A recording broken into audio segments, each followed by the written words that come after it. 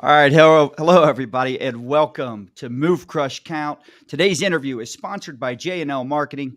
J&L is a digital and direct marketing agency that delivers results with strategies that help you outsmart competitors so you don't have to outspend them. I want you to check out jnlmarketing.com because they can save you hours of time by doing a free competitive analysis that'll deliver the most actionable, tactical, and timely digital marketing tips you need to move the crowd, crush the competition, and count the money. I'm also going to ask you to check out movecrushcount.com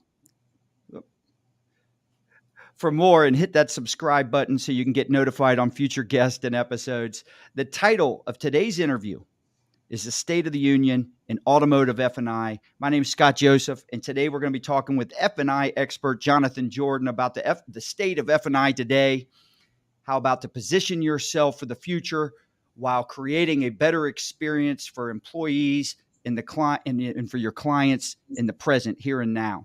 So welcome, Jonathan. Thanks, Scott. Looking forward to it. So are we. So Jonathan, you're a well-known expert when it comes to the subject of F&I. You've graciously agreed to do this interview to share your extensive knowledge and experience. I want to thank you again for doing this, especially live. A lot of times we pre-record, but this is live. So, and we're going out to YouTube, Facebook, LinkedIn, on all the different channels that we have going on there. So guys, if you're in the audience and you're actually watching this live, please make sure you give us some questions. If you've got any direct questions you want to either ask myself or Jonathan, we'd be happy to answer. Every channel does not always come through the streaming service we use. So if we don't get to your questions on air, we can always go back on the social channels and do that. So Jonathan, please join all our groups and so you can interact with some people on there. Of course. All right. So let's jump in so we can share some things right now and where you think we're heading when it comes to F&I. Listen, a couple of years ago, obviously, when COVID struck and every dealer was in panic mode, and then they all went, if you weren't in digital retailing, then you became, you knew you had to jump in right then and there because, for one, in a lot of states, that was the only place you were allowed to sell cars. I know there was I talked to a lot of different dealers, and I think F&I was one of the unknowns when it came to digital retailing. Would they be able to hold the profit margins? Would they be able to provide the same level of service and information to clients? So we'll get into all that as well. But before we do that, let's talk about a little bit about your story, your background, your experience, so the audience becomes more familiar with you. Tell us a little bit about you. Sure. Well, first of all, Scott, I appreciate the expert title. Don't always get that, but to tell you a little bit about me, I'm a car guy. I answered an ad in the newspaper to sell cars because I didn't know what else to do, and kind of within, I don't know, a few months, just fell in love with this business. And I'd say about a year and a half later, got into the F&I game and really just became a student of that side of the business, really enjoyed it, took on some other leadership positions in the dealer world after that. And then about 8 years ago, came over to the JM&A side. So let me ask you, when you're on the retail side, what was it that made you more passionate about the F&I part of it versus the selling part or fixed or whatever it might have been in this? Because I'm sure you had more, plenty of opportunities within the stores. Yeah, for sure. You know what I really like about F&I is the challenge, and that is no one walked through the front door of your dealership to buy a service contract. Mm-hmm. That's not why they're there. They're there to buy a car. They're there, yep. Because they need to fix their car. And in the F&I space, you've really got to create that need for that product and really explain it to the customer, really overcome objections to the product. Nobody says, I don't want a car. Everybody knows why they need a car. You've got to sell them on your car and your dealership. But in the F&I space, you really have to sell them on the idea of protecting their investment. And then there's also, F&I can get complicated, and that can get fun to me. And what I mean by that is figuring out how to put a deal together, whether it's a payment you're trying to get to, a credit situation you're trying to overcome, whatever that may be. It's oftentimes a little bit of a puzzle. to figure out how to put that deal together, how to make it make sense for the consumer as well as the dealer. And then, oh yeah, I've got to convince the lender to do it as well. So it can be fun.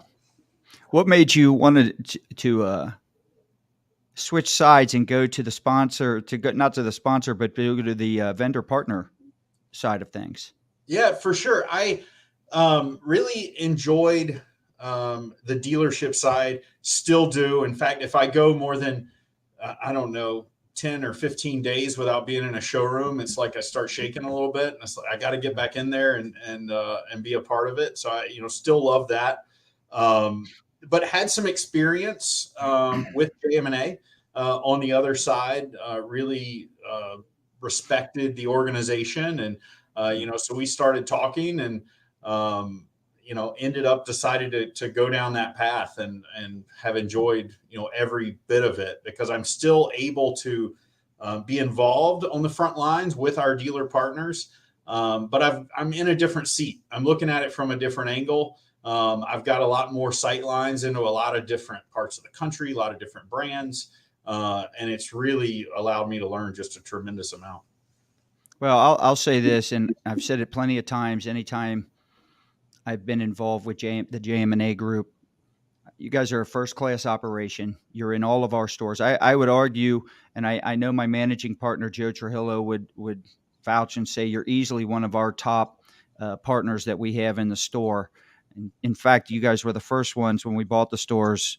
You're always the first people we call to bring in. So what is amazing, and I've said this a lot, it always amazes me how an organization as big as you guys can have so many people that are so professional, so courteous.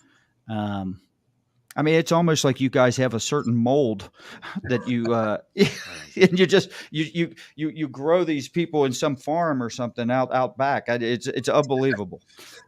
Well, thank you, and I love that you use the word partner. Because that's truly what we strive to be with all of our customers and partnering with them on their entire business. And we've got a great team that not only finds good people, but does a really good job of developing people. And that not only extends to our internal people, we've got an entire team that does that with dealership associates as well. Yeah. So what type of major changes would you say have you seen in F&I since you've gotten started? I mean, you can go back as far as JM&A, or you can even go back into the dealer side. Yeah, I mean, I would go back in the dealer side, and I got involved, Scott, in 2005. So I'm sure there's people listening that have been involved way longer than I have. But just in that period of time, I've seen a lot of changes. When I came on board, the F&I menu was kind of a new innovative thing. It was a little bit different. A lot of dealers weren't using one, some were. But at the time, it was this piece of paper that you kind of filled in payments on. You decided which products you were going to offer. And then quickly I saw that move into a digital format where there were some tools in the marketplace that automatically rated F&I products, pulled over deal information, but you were still printing out a piece of paper. And now we've seen dealers move in the menu space, a lot of dealers to a presentation that's on a tablet or an iPad to present products. But probably the biggest shift I've seen is what's happened in the past 3 or 4 years. And that is F&I happening when the customer's not physically sitting in the dealership. And just kind of all the advancements in that space that have happened pre-COVID, but really COVID accelerated a lot of that. And I've done a little research on this. I was reading up on one of the case studies you did with Bergeron. So I'd like, or the Bergstrom stores, correct? Yeah. Yep. And I want to go. We'll go into a little bit more detail of that. We do have a question for you coming from a frequent guest and a lot of times a co-host in Sandy Cerami. He says, Jonathan, and he's coming from LinkedIn. Jonathan, what products are you seeing trend upwards in F&I, and where do you see big opportunity in a lower volume market? Yeah, Sandy, we've seen all products trend upward, especially over the last 18 months. The service contract, which is kind of the core F&I product for most dealers, we've seen strong increases there. But we see a lot of opportunity in some of what we would think of as kind of ancillary products that are out there in the marketplace. And we're going to start seeing a lot of new ideas, new products when we think about F&I. And you think about what's the big change with cars, EVs, right? We're starting to see more and more EVs in the marketplace. And I think there's some people that look at that and go, well, what does that mean for F&I? And I say, well, that's fantastic for F&I. It's a new product. There's going to be some uneasiness with consumers about purchasing something totally different. And that's a perfect world for F&I products. So I see a lot of tremendous area for growth in that space. It's interesting you bring that up, because I think when most people think of EVs, their first thought, if you're a dealer, is, oh no, what happens with service and fixed ops, and some of the opportunities, whether it's driving frequency into the store or just some of the bread and butter stuff that they've relied on for so long will disappear. A lot less moving parts in an EV than what we have than gas. And so, but you're saying there's going to be more opportunity on the F&I side. You think the potential risk on fixed ops are not there on F&I, is what you're saying? Yeah, I would say, that anytime we see new features, for instance, when screens came out in cars, touch screens came out, we really doubled down on technology coverage for cars. And so a lot of consumers really take advantage of that. And I think the same thing in the EV space. There's a lot of concern around, what about this battery? What's the longevity of that? How do I make sure it stays in good shape? And there's going to be products to protect that. And I think even that extends into, these products are going to continue to drive retention. They're going to bring customers back. And, I'm by no means a fixed ops expert, but I could see a lot of opportunity in that space as well. Yes, there's less moving parts, but there's still a lot of parts, and there's a lot of computers. And I think there's going to be opportunity to protect it and fix that stuff. So Sandy follows up with a question for me. He says, Scott, in your expert opinion, I read these in case people are downloading the audio only. What is the correct spelling for F and I? I think that's it. I'm not sure, but you're the expert. Is that the correct spelling? Yeah, you got it. He gives me a lot of crap on this show. Listen, when Sandy's on here, I have to have a complimentary dictionary and thesaurus out for all our guests, just because no one understands half the words he uses. And so I always make fun of him. You need to be a brain surgeon to be on this show when Sandy's on it. Yeah. All right. So let me ask you this. So we talk about some of the major changes. What are some of the more gradual changes that you've seen over time, that maybe either car dealers or some people may have not noticed? It skipped by them. Yeah. I don't know that anybody hasn't noticed this, but the consumer, I think is gradually changing.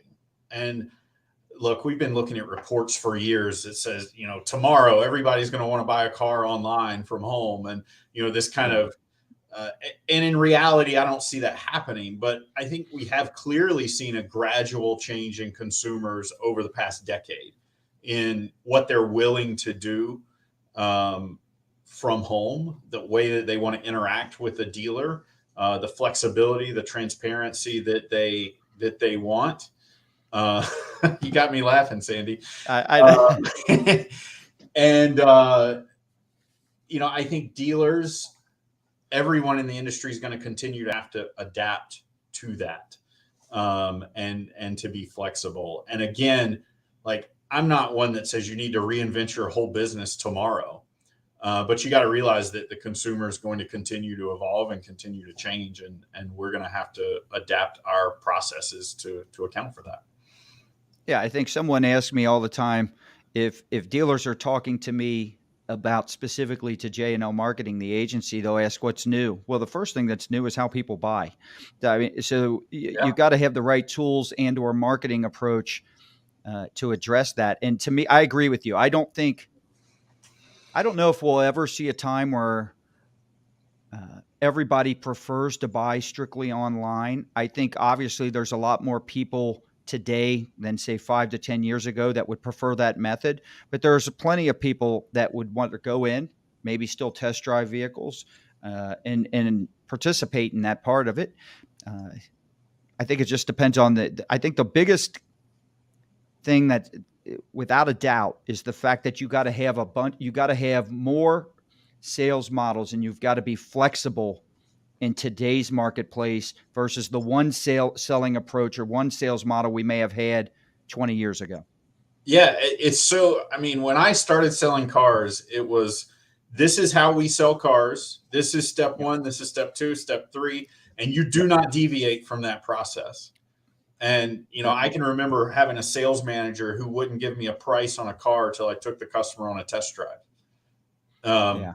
And that worked. Like it did. But in today's world, that's just, we've got to be a lot more flexible than that. Yeah. So Todd has a question coming in from LinkedIn. What are your thoughts on the future Fed rate hikes coming in June, possibly July, in regards to rate, and how big of a role that will play in the success for finance managers? It's definitely something to think about. It's something to consider. But I always, let's focus on what we can control. And, obviously, as interest rates go up, it's going to be harder to generate income on that side of the deal. We can still mark those rates up. Banks are still going to pay some participation. But now it's a little bit harder to sell that rate to a customer because it's a little bit higher. So we still want to continue to maximize that, but let's focus on what we can control, and that's selling products and generating income on those products. And we'll deal with the market the best we can. I think the good thing about that is everybody's going to be dealing with the same thing. It's your competition's going to have those same increase in rates.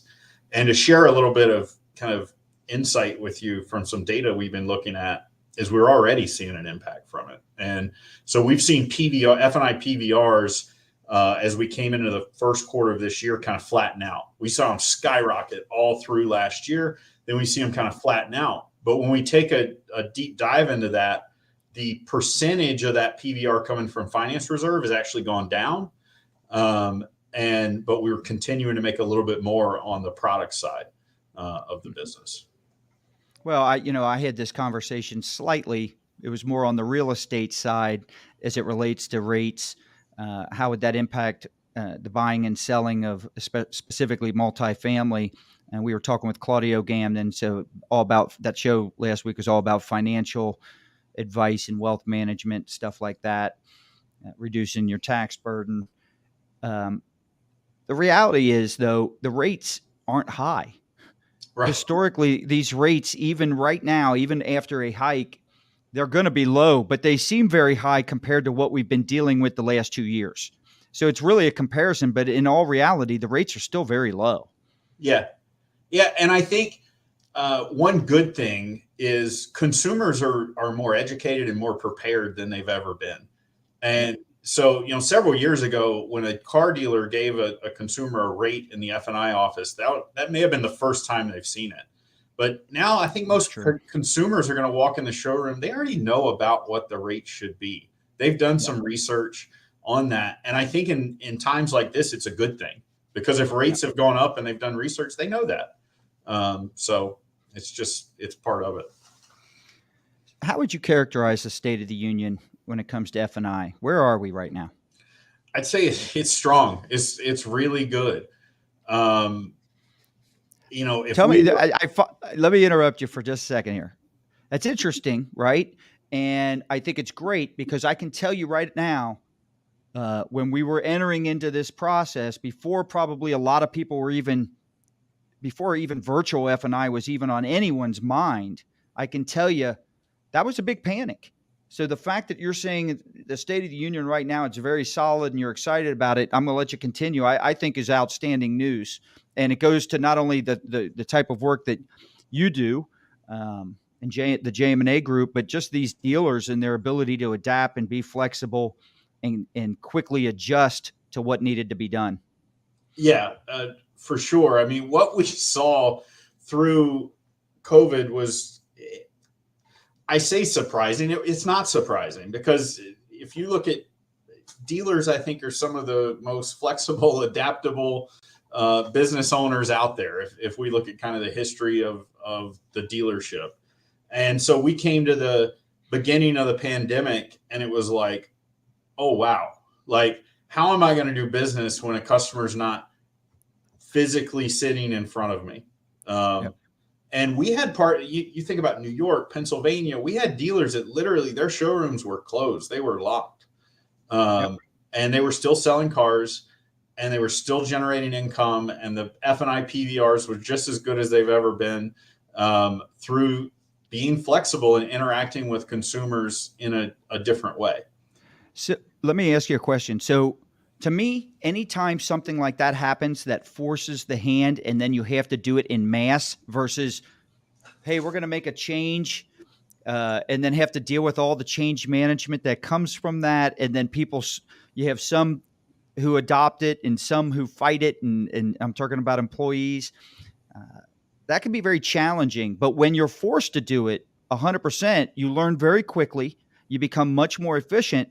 How has that helped as we've gotten more into normal? I mean, consumers can come in, everybody can do what they want in terms of buying, how they want to do it. How has that helped these dealers and what's been the end result of all that?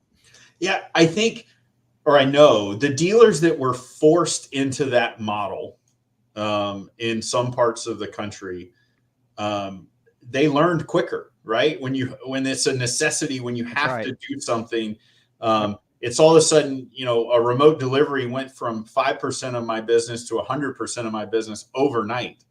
You learn a lot quicker. So fast forward, now we're, things are pretty much back to normal in a lot of ways. But where we saw, pre-pandemic remote deliveries were 4 or 5%. Now we're seeing 11, 12, 13%. So that number has definitely crept up. And the dealers that really committed to it throughout the pandemic by choice or by necessity are some of the top performers right now on those type of deliveries. So we got a question from an anonymous Facebook user. Do you see much of a difference in results from using a multi-column menu versus a single column menu? So interesting question. I could talk about this I could geek out on different types of menu presentations. It really depends on kind of the strategy and the presentation around that. And what I'll say is, if I'm working with a brand new F&I manager who's never presented products before, a multi-column menu seems to be a great tool for them to use to be able to explain all the products in a clear, concise presentation, to give the consumer options, to disclose everything properly, and then to kind of upsell from there once a customer makes a selection.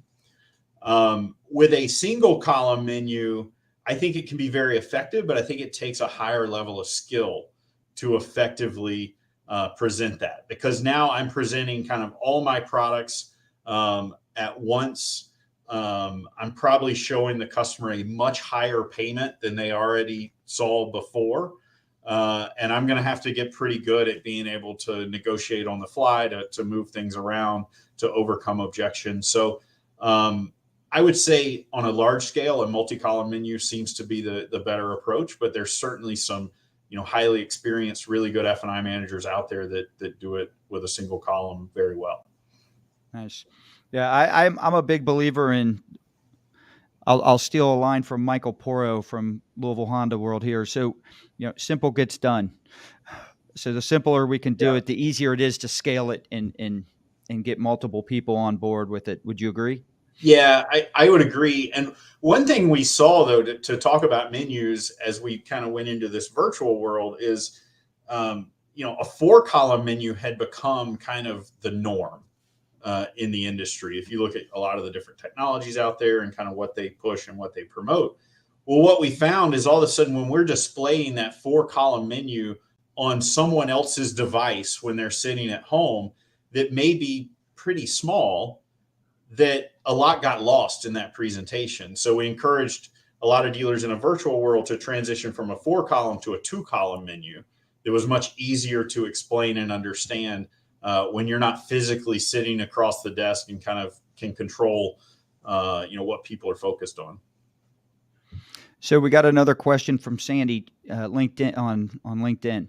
Jonathan, are you seeing a larger percentage of VSC sales climb on the off-lease vehicles that owners opt to buy at termination, or is the bulk going the OEM CPO route? We've seen a huge increase in VSCs because of lease buyouts, which I think is what Sandy's talking about here. A lot of consumers, they've been leasing a car every 3 years forever, and now they come in and they can't find a car, or that they don't want to pay the price for what you have to pay right now for a car, so they're purchasing that car. We're seeing some dealers go the CPO route with those cars, but a lot of them aren't. But even if they go the CPO route, there's a CPO wrap service contract. So we're seeing a huge increase there, huge increase in the regular service contract as well. And for me, if I'm talking to an F&I manager, like, there's not a better opportunity out there than a lease buyout customer for F&I. Well, I don't think there's a better opportunity, period. I mean, Yeah. any dealer that allows a client to go to the end of their term on their lease and just turn it in is doing a disservice to the client. A big one. And so, I don't know if there's much of that going on. I would imagine, I understand the benefit of it if it happens to the dealer, but I bet at the same time, they need cars and they need them now. So it benefits everybody just to get them in early. It definitely benefits the client to move out of it early. Yeah, for sure. And especially if they don't need to replace it. Right. That's for sure. And then when the customer purchases that car, they leased the car, they wanted protection on it throughout the lease. Is probably one of the reasons they leased it, to have that factory warranty. And so now, transitioning over to a service contract just makes all the sense. Where do you think the big opportunities are right now? All right, let me change that. Where do you think the big challenges are right now? I think the big challenge for a lot of dealers is what we just talked about, with virtual deliveries. I think there's a lot of dealers that really got on board through the pandemic. There's a lot of dealers that got on board for the pandemic and now have kind of gone back to the traditional route, because it still continues to work really well. And the business, when we look at a per transaction performance level, whether it be the front end or the back end, we've seen huge increases across the board. And I think there's a portion of deals at every dealership that aren't getting, not at every dealership, at a lot of dealerships that aren't getting a good process in F&I. And that could be commercial deals, that could be offsite deals, digital retail deals, whatever you want to call them. And I think what happens is these deals get lumped in with all the other deals, and then we just look at this total PVR. But what I would encourage a lot of dealers to do is say, what's my PVR when the customer doesn't come into the showroom?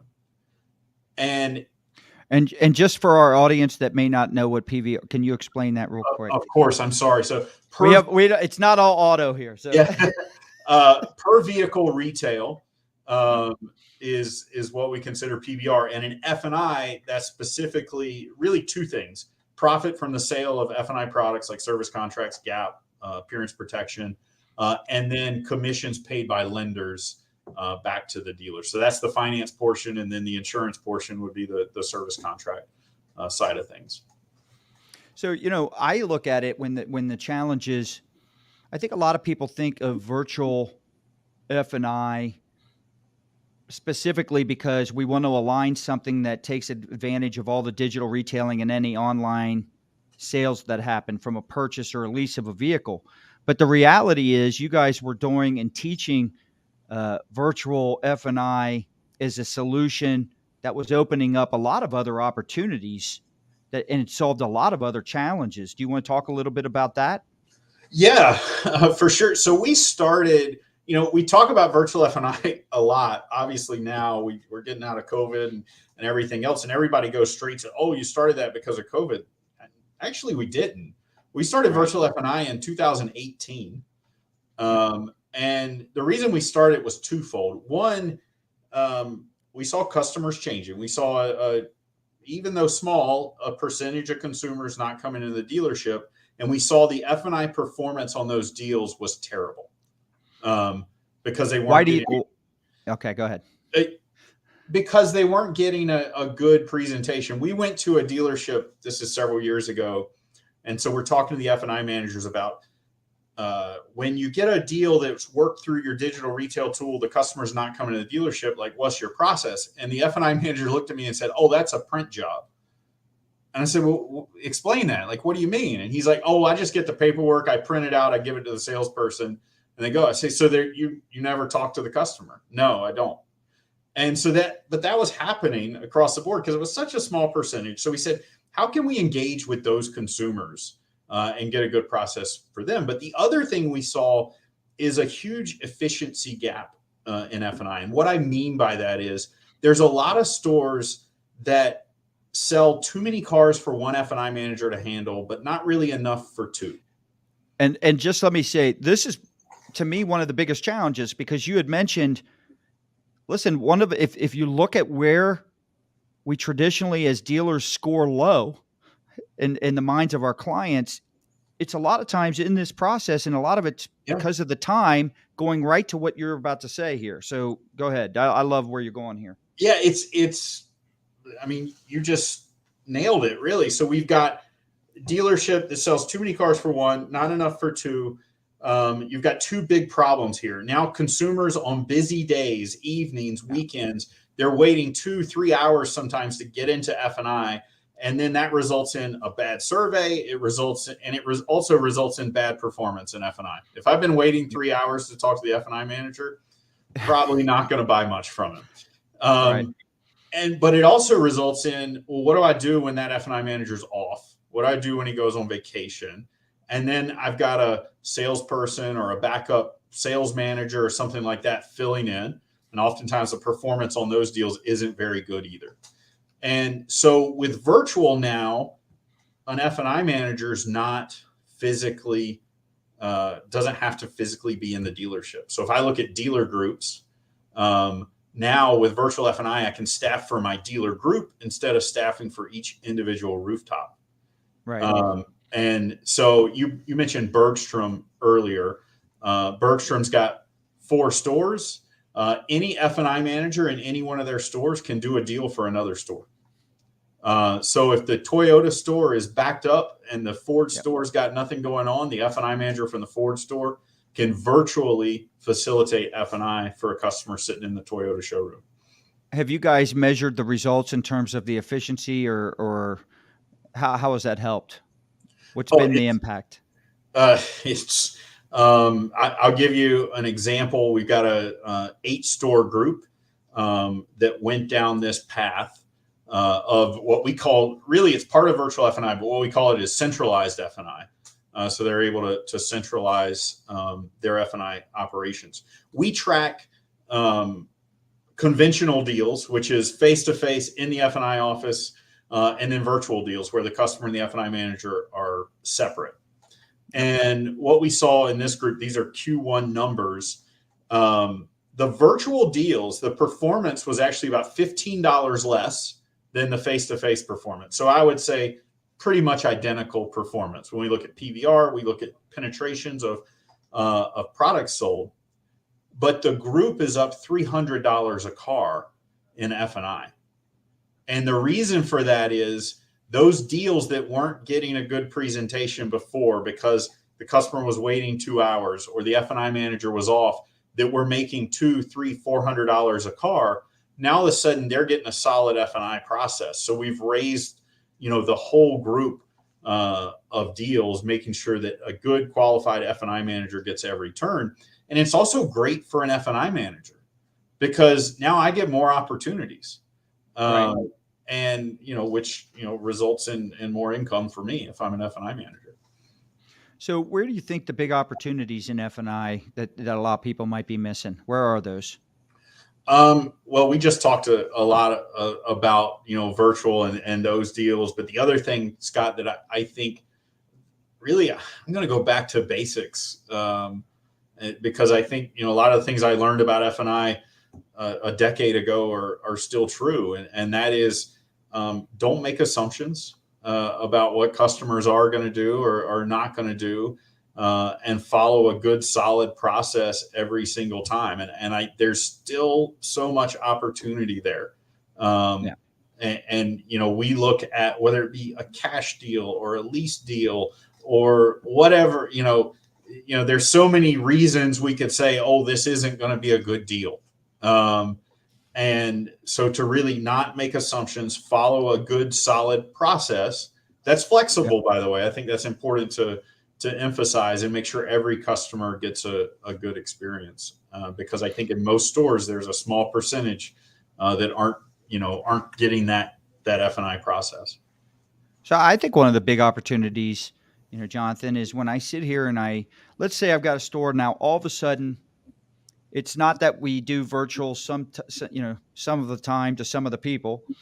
It's it's very natural for us. It's part of our go-to. In fact, let's say a lot of our employees now prefer that method. All right. They're good at it. They're competent. They're doing things they're unconsciously competent at doing this. Right. Yeah. Where does that open up the opportunity to do pitches rather than send just an email or a direct mail piece or do some type of digital marketing for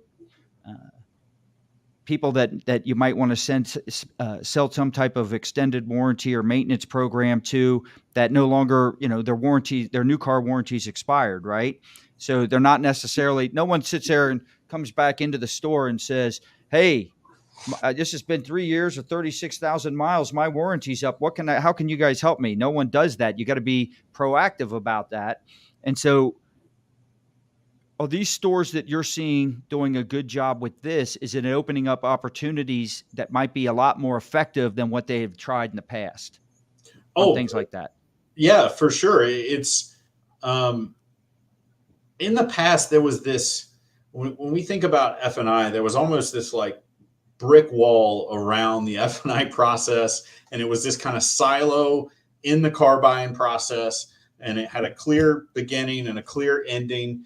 And really, nothing really happened outside of that. And so now we're seeing F&I start earlier in the process, but also continue after the fact. One thing that some of our stores that have really gone down the virtual path are starting to do is virtual service contract sales, like you mentioned, but also virtual refinances. So virtual lease buyouts. Being able to say, hey, you want to refinance your car, you want to buy out your lease, you don't have to come in. We'll take care of all that for you, virtually, and we'll still, get those products. And I think that's been able to help them capture a lot of business. We've got a store that's doing lease buyouts, hundreds of miles away. And think about that. I sit here and I think about what you said earlier.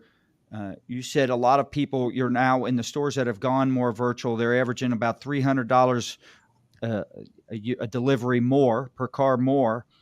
And the reason you said that was because everyone's getting a more consistent and better presentation of what their options are. Right. Well, when you're reselling or refinancing or selling service contracts or whatever it might be, that wasn't always the case before, because some people might sit there and maybe they respond to some type of direct mail or email or whatever ad or marketing thing that the dealer did. Maybe they did an outbound phone call. But before you're doing it virtually, then you're just kind of explaining it. You're not really, it's not the same level of presentation that you can do. So I would imagine it's not only a better marketing, it not only assists whatever marketing you're doing there, but your closing percentages and your average gross are going to go way up on doing those efforts, making those efforts as well. Yeah, for sure. It's I mean, we all know a pitch on a phone where you've only got audio is not going to work for a lot of consumers. People are visual. People need to see it, believe it, understand it, and so adding that virtual element in has just been tremendous on all parts of the deal. Now, I know every store is unique. I know every store's got its own challenges, and some things stores do very well at. Some stores may not do as well as others, right? In different areas. But for the most part, if you had to say there was one thing that if you had to go into a store and you really wanted stores to focus their efforts that would help them both in the short term and long term, what would it be? Whew, that's a big question, Scott. You only get to choose one thing. Only get to choose one thing. That's I'm going to go back to my roots really with F&I, and we used to call this the 300% rule. Every customer gets a presentation of every product every time, and I think when we said that in the past, we were always thinking about that customer sitting in the showroom, and that's still true. But yeah, now it's so got to be everybody. Yeah. So it can either be done virtually or in person. So what you're saying is it goes back to holding people, it goes back to accountability and making sure that it gets done. And then second, if you're going to hold them accountable, then you also got to make sure that they're educated, and you've got a continuous education or training process to make sure everyone that you're holding accountable is not only good, but feels comfortable doing what they need to do.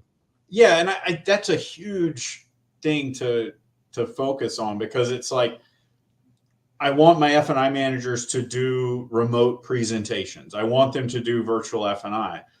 I think most dealers, not all, but most dealers would want that. The question is, okay, do they have what they need to do that? Do they have the resources? Do they have the training? Do they have the right technology in place to do that? And what we find, it's funny, I get this question a lot. And the question is, are customers okay with virtual F&I? And what we've seen is customers are way more okay with it than most F&I managers. And I don't say that as anything negative about F&I managers, but when I first started going down this path, it was super uncomfortable.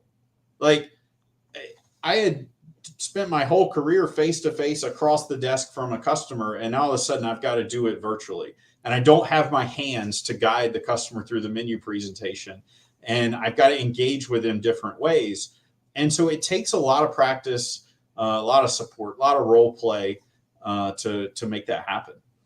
So it's so funny you say that, because the fear of it comes down to just being comfortable and doing what you need to do. I mean, because when you're not comfortable and you've got a little bit of fear in there, you start logically coming up with all the bullshit excuses as to why it can't be done. And it's usually you pointing the finger at the consumer or the client saying, well, they really don't want this. Clients want to do it this way. They won't. And instead of just going with the flow in terms of what they actually want to do. And we have a couple really large clients. I'm not going to say who they are, but they used to have trouble. They had to go through a series of distributors, and then their end client was the dealer, but really their end client was the consumer who was buying their product through the dealer, right? Mm-hmm. And man, all the levels of training and the people and the way it had to be communicated down to get the dealer to understand how to position the product and really sell it. And they were always frustrated because they never got the results they thought. The reality is, and I owe this to our president, Jamil Zabaneh, there's a marketing issue, because I promise you, what dealers respond to and what most businesses respond to, if you have enough clients coming in and asking for it a certain way, you tend to get really good at it. It's no different than the COVID situation. They had to get good. When clients are asking for something, and constantly asking you specific questions about something you don't feel comfortable about, you get really good and you get really comfortable fast, because one, you don't want to look like a fool and you're tired of not knowing the answers to specific things, right? If your job is to get paid on helping them and selling what they do. So one of the solutions we always say is get more customers asking for what the heck they want. To me, it's you burn that candle at both ends. I don't, I go off on these tangents. I get asked this all the time when these people bring up all these complicated paths to try and accomplish something. Find a way to get customers and clients to start asking specifically what they want. The more times they ask, your people will get better a lot faster. Yeah, But you can't rely on that alone. I mean, you got to have the processes and the training to get that done. But yeah, and the buy-in happens quicker. A lot of it is letting customers know that this is available. Correct. And simply asking the question, and this is uncomfortable, especially if to a lot of F&I managers. But hey, did you want to complete your deal while you're at home, or do you want to do it when you come into the store to pick up your car? Yeah. And if I've got a customer who I already know is in a hurry, they don't want to spend a lot of time in the store, they want to get in and out, they've made that very clear. How much success am I going to have in the store with that customer if I make them go through a 45-minute process for F&I? Yep. So why not say, hey, we've got a great new process. We can do 90% of what you have to do in the store virtually. What time works best for you? And then all of a sudden that customer is going, wow, like I didn't even know this was available. This is awesome. So let me ask you this question. How have you guys, is it as simple as DocuSign? Like, what are you recommending to stores in terms of doing all the paperwork virtually? Yeah. So first thing I'll say is every state's a little bit different. And there's a lot of different technology out there. We've got some states, Florida is a great example. You can do a complete deal, 100% digital, no wait signatures at all. And there's some great tools out on the marketplace from the DMS providers and some of the others where you can facilitate that signing ceremony completely virtually with the customer using their device. Mm-hmm. Then there's some states, and I want to make this point though, don't let the fact that your state has one wedding signature hold you up from going down a virtual process, because I've heard this feedback before and there's like, we can't do that. We've got to sign the retail installment contract, with wedding in this state. And it's like, well, okay, well, how long does that take? 30 seconds. Okay. So why not do everything ahead of time? You've still got to physically meet the customer at some point. Like you have to give them the vehicle. So whether that's in your showroom or at their home or office, so those signatures can be completed at that time. But in most states, you can get it down to 2 or 3 signatures. Well, even if you're in a state that requires that, I mean, there's not that. I would love to know the percentage of dealers that stay only in their market now and are only, especially with the inventory challenges. I mean, dealers are selling nationwide, so because consumers are trying to find whoever's got the car, and right. That could be 3 states over where that's not required, right? Or I mean, is it? I mean, I don't know if. Yeah, and I think the biggest thing is still probably goes by the selling dealer state, so it doesn't. Yeah, it depends on the state, but I think the biggest point is like don't let that hold you back. That a process can be worked out to work around that. So Todd from LinkedIn, Todd Muller's got a good question. How can I bring digital? What's your advice? How would you advise him to bring up a digital delivery process up to their finance director? He says currently they do not really do anything with it. Yeah, I mean, I'd probably ask some questions and kind of because my assumption is, Todd, you've got some deals that the customer's not coming to the showroom. I don't know if it's a really small percentage. I don't know if it's significant, but there are deals where that's probably happening. And to ask, like, what's the process on these deals? How do we make sure that those consumers are getting a good, solid F&I process? And that's offering financing as well as protection products as well. And then I would dig a little bit deeper and find out what's the performance on those deals. What's the PVR? What's the product penetration on those offsite deals? And then oftentimes what you'll see if you don't have a good process in place is it's significantly less than what the performance of your in-store deals is. And I think that's why wouldn't you want that process? process if there's a huge discrepancy between those. So let me ask you, do you have any data? Because I got into a big debate on Clubhouse one morning. Test drive or no test drive, all right? I am on the side of do it the way the client wants to do it. I don't need to force everyone into test drives. Clearly, I'll want to ask and try to persuade people to do it for a lot of different reasons. But, when I buy my vehicles, and I'm not saying I buy a bunch of vehicles all the time, but the last two I bought, I didn't test drive the vehicle. I didn't need to test drive it. I didn't want to waste my time doing that. And so, but everybody's different. Do you have any data that shows test drive versus not test drive in terms of it impacting the gross in F&I? I don't. I don't. I bring this up because I was challenged in the sense that saying, well, if we don't test drive, it hurts our F&I. And I said to the person, I would bet my life savings you don't have 1 ounce of data to support that claim. No. No, I don't. And I would say, of course, I think a test drive is a good idea, right? I think customers should be encouraged to do it. But if I've got a customer that says, I'm in the same boat, I'm just thinking through my last 2 or 3 cars, I didn't test drive them. No. And if I've got a customer who says, I don't want to do that, then I'm not going to push back on that. Like, I'm not going to make that a point of resistance. Exactly. In the deal. Well, I'll go a step further. And Brian Kramer, who is a guest on the show and frequently comments, he brings up a great point. So you just said earlier how great F&I is. The State of the Union's strong, right? It's doing great. Dealers are doing a great job with it. How many test drives are happening right now? We don't have cars to test drive. Exactly.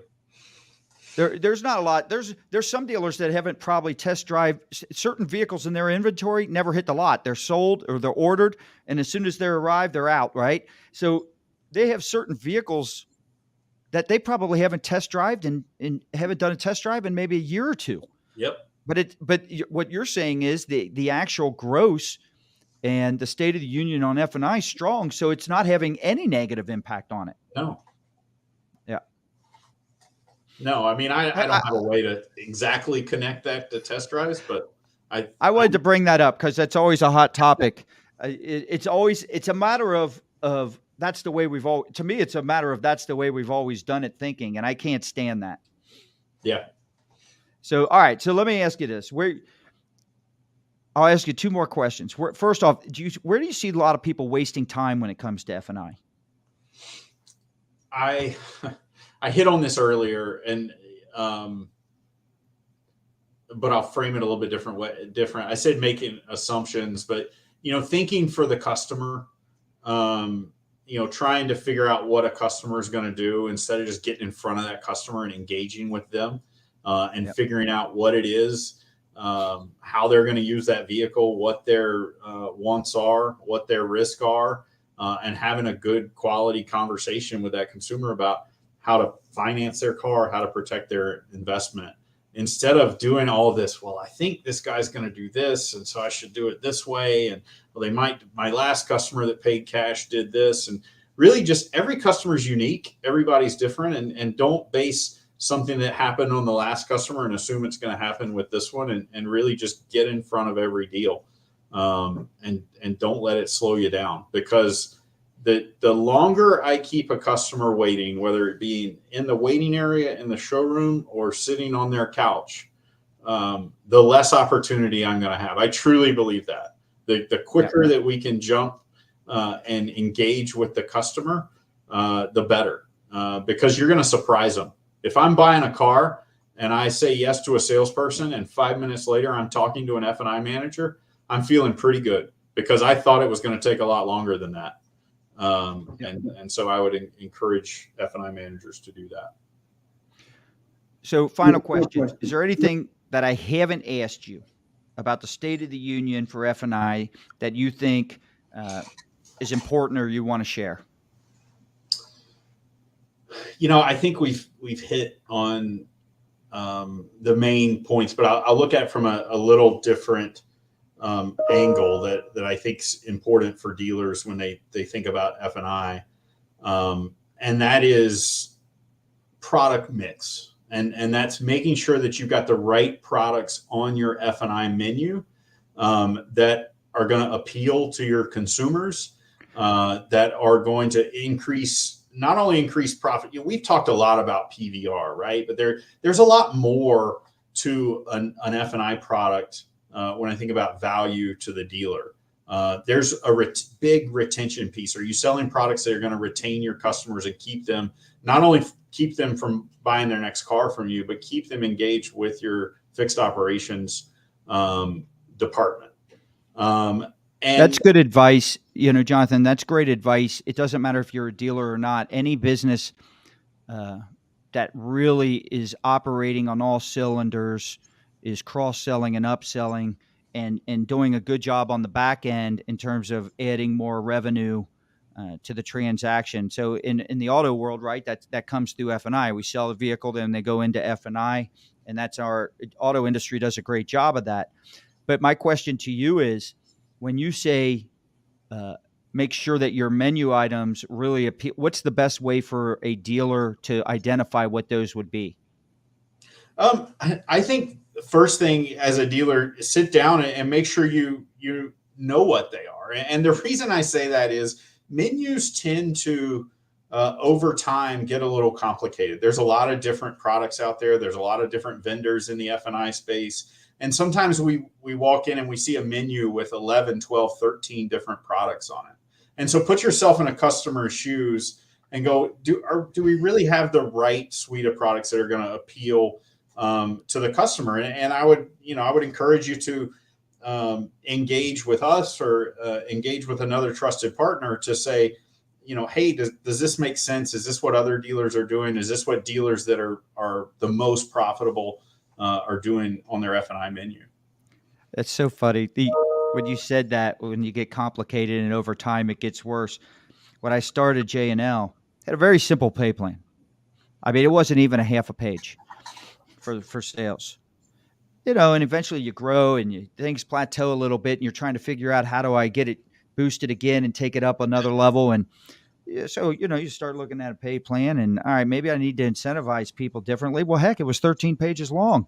And I looked at it and I thought to myself, because you keep band-aiding and coming up with new things. And the next thing you know, so, simple gets done. So the big change that was made is, let's go back to simple. So, Right. yeah. Yeah. It's so true. We find a new product and we just add it on. And Yeah. if you're going to add a new product on, you need to go back and look at the whole picture and the whole landscape and make sure it complements what you're already doing. That's right. All right. So I want to thank Jonathan Jordan for a great interview. I'm sure the dealers in our audience learned a lot. Hopefully with Move Crush Count, our audience is not just auto dealers, it's business leaders and entrepreneurs. And you talked a little bit about cross-selling and upselling, but a lot of what you talked about, I think, applies to all business verticals. So thank you. And thank you for sharing your expertise and your knowledge. Can you tell us a little bit about, you guys on your website got a free guide to dealership growth in 2022. And that's something JM&A is providing. It's a white paper. It's a great book. I've read through it. Can you specifically tell us how it's helping car dealers turn some of their top challenges into opportunities, and then give information as to what people need to do to be able to do that free download? Yeah, absolutely. I would encourage everybody to go to our website, click on Learn. We've got the Guide for Dealership Growth in 2022, which has got a lot of great information that talks about a lot of topics that some we talked about today, some we didn't. Things like inventory challenges, electric vehicles, digital retail, talent retention, and how to really capitalize and on those opportunities as you go through 2022. There's also a lot of other resources that we absolutely would love to share with everyone on the industry, not just on F&I. Well, on your site, and we've got your website scrolling at the bottom there, jmagroup.com. So I encourage everyone to visit that. But you've got a lot of great tutorial and educational, whether it's webinars or video content on there as well. Especially, you got a lot of videos on the virtual F&I process and things such as that. So very nice. So again, I want to thank Jonathan for sharing with us, and thank you to the MCC Nation for joining us for this interview on how you can get better results with I'm sorry. I said fixed ops because the last JM&A interview I had was fixed ops. How you could get better with your, and I even told you, I'm not going to do that. How you could do better with your F&I process so you can create a better experience for not just your clients, but also your employees. You brought up that case study. I loved what you brought up there.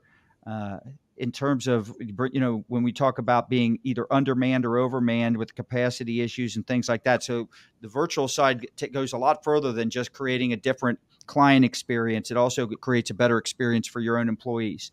So I'm Scott Joseph. I want to thank you for joining us on Move, Crush, Count. Make sure you also follow and subscribe to the Move, Crush, Count podcast at movecrushcount.com, as well as you can follow us on YouTube, Instagram, and Twitter. You can join our groups on Facebook and LinkedIn, where our experts like Jonathan will be there and they can help answer any questions you might have. And you also get notified on all future guests and episodes. Today's interview was sponsored by J&L Marketing. J&L is a digital and direct marketing agency that delivers results with strategies that help you outsmart competitors so you don't have to outspend them. You want to move the crowd, crush your competition, count the money. I want you to go check out jnlmarketing.com. They'll save you hours of time. They can do a free competitive analysis that delivers the most actionable, tactical, and timely digital marketing tips you need so you can outsmart competitors, not outspend them. When I first bought the stores, Jonathan, I used to spend hours researching all my competitors' ads, and we've got a process that does a lot of that, and that's what that free competitive analysis does. So if you got stores that want to take advantage of that, point them that direction if you could. And I'm going to point stores in your direction as well. So, all right, everybody have a great day. We'll see you on the next show. Thank you. Thank you.